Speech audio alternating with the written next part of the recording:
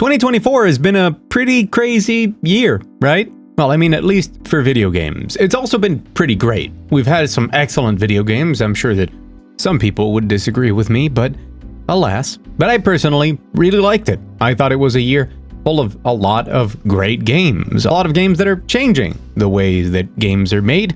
Although maybe changing is a bit strange. I would say maybe they are trying to imitate how things used to be done, but hey, that's still change. But let's be honest, the one thing that's marked this year above everything else has been the collapse of companies that once stood at the top. It's been the slow downfall of live services. It has been seeing the rush that started with the pandemic of new studios and new projects, and especially things from even before that were chasing trends, come out and fail miserably. 2024 is the year where we saw the biggest failure when it comes to a large-scale, big-budget game in the Slip and Slide squad. And then Concord said, "Hold my beer."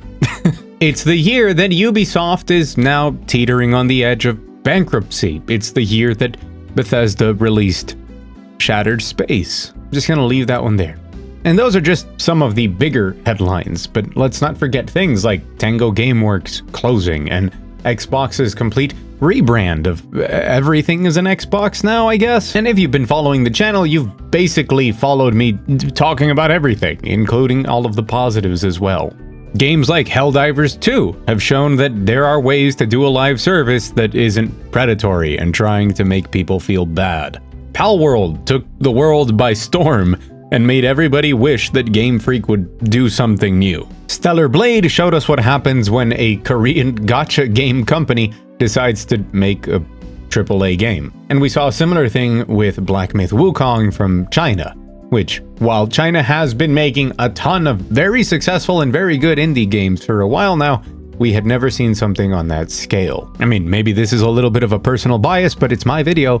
Metaphor Refantasio is one of the best games I've played in a very long time, as are games like UFO 50. We've seen games that harken back to the way that games kind of used to be, things like Warhammer 40k Space Marine 2, still a very long title to say, with its kind of triple threat structure that I remember from games like Halo, with its co-op campaign, its multiplayer missions, and also its PvP, and that was very successful. And here towards the end of the year, we've seen that it doesn't matter what Concord did, or what Slip and Slide Squad did, or how Ubisoft canceled X-Defiant. That's still a weird story. Live service games have plenty of punch left in them, because Path of Exile 2 and Marvel Rivals have been juggernauts so far. It's been a year of absolute contrast, of quadruple A Skull and Bones, and one dude made Balatro. I'll let you guess which one is a better game and which one sold more. And I've had the pleasure this year of sitting very comfortably in this chair and covering all of this news. And so I want to reflect on the two things I think are the most important lessons from the industry this year and my predictions for the future for 2025 and beyond. And I'm going to do that with the help of a sponsor, which is meant to help you reflect on maybe your goals for next year. The longest running sponsor on the channel that I'm very grateful to, BootDev.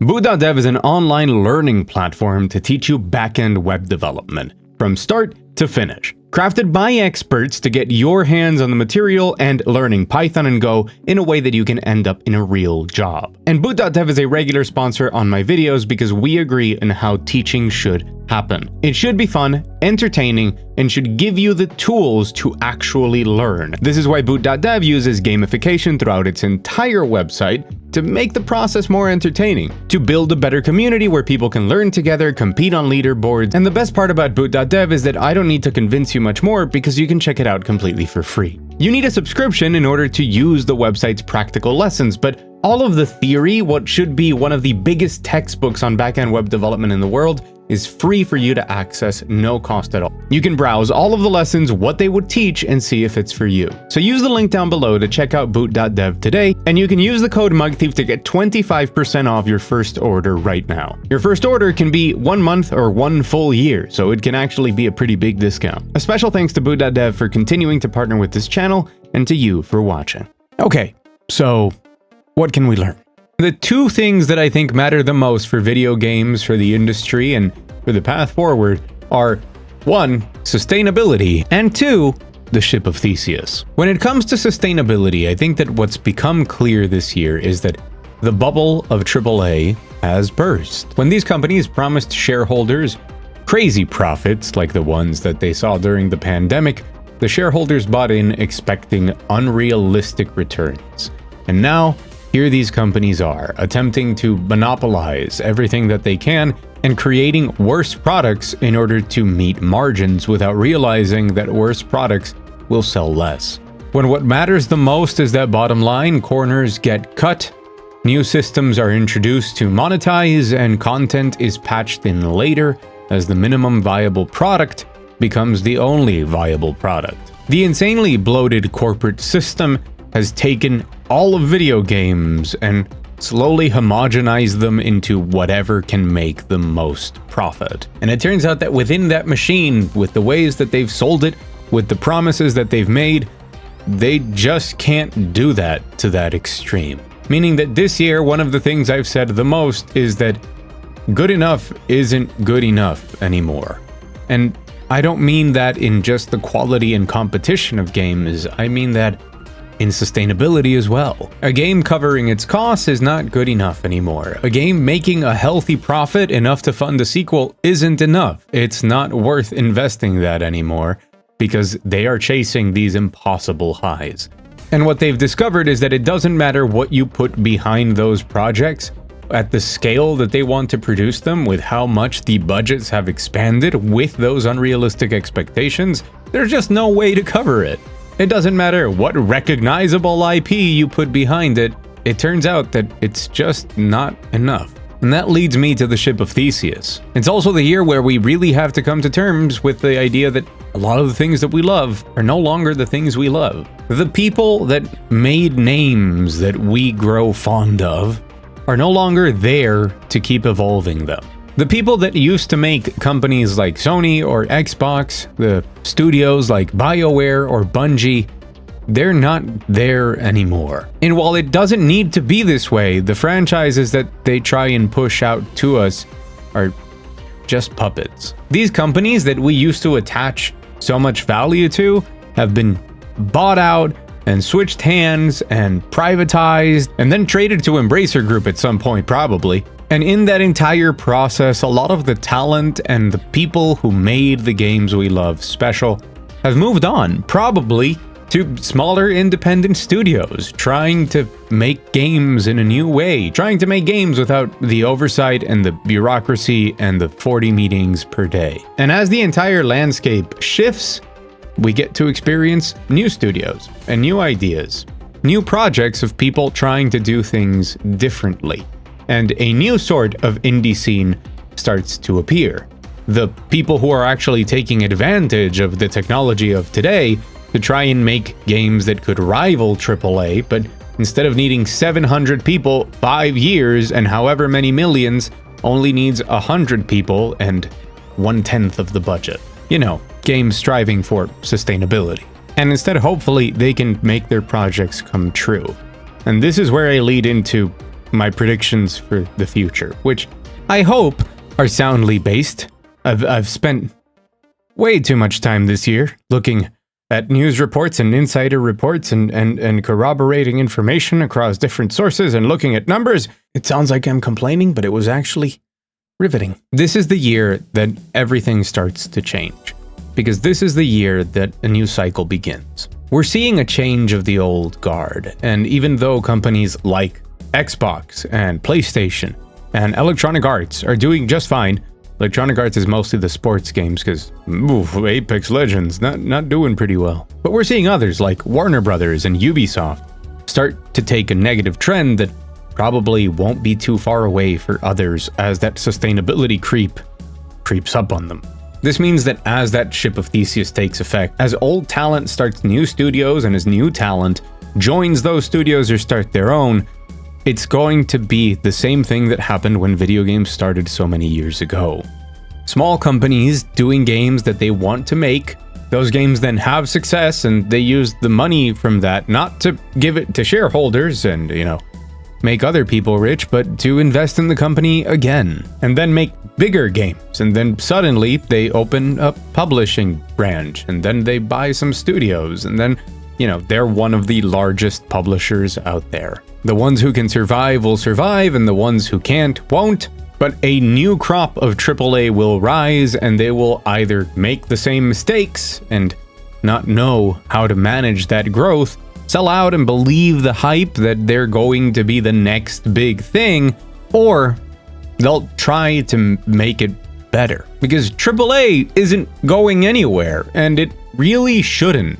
AAA should exist, because if they don't, who's really going to push the envelope? It stands to reason that the only people capable of attempting absurd things when it comes to budget and scale and ideas are the ones with the most money and the most talent and the ability to find talent. And in an ideal world, they would be incredibly popular and they would make great games that everybody buys because they're the only ones who can make them, which I think that we've gotten very far away from. We all love a great AAA game, a super polished experience where you can tell that every little edge has been sanded off to make this game the way it is. Just as much as I think we tend to enjoy our good bit of jank and craziness and just pure experimentation. But AAA isn't going anywhere. It's the way that AAA works today and the companies that represent it. Those are the ones that have to change or go away. And I think this is such an interesting time because, to me at least, it feels like the Wild West.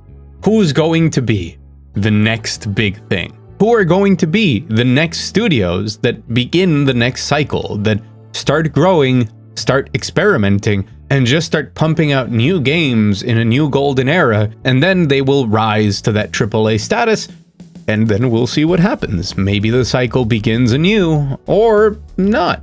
The point is that during that entire process, what will happen is incredibly fun and exciting to see. During it, we get to see a ton of video games, and I love playing them and seeing what happens with them. That might sound overly hopeful for a lot of you that say that the video games are the worst now and that they're all dying, but let me just tell you something. I'm not basing this on being optimistic. I base it on the fact that this is what happens, or video games as an entire industry would kind of just collapse, and I don't see that happening. So yes, we can look forward to good games, at least according to me. Speaking of 2024 though, this is the year that I started making more and more videos here on YouTube, and the response has been pretty incredible. I want to thank every single person that's watched any piece of content on my channel this year, and I hope that I gave you something of value, that I entertained you, that I hope that I helped you have a better day when you were having a bad day, helped you fall asleep or something, kept you company at the gym or at work. I hope I made you laugh, informed you of something cool, showed you a different perspective on things, or just helped you out in some way. I am incredibly grateful for the position that you guys have put me in, and there's a ton more videos coming very soon,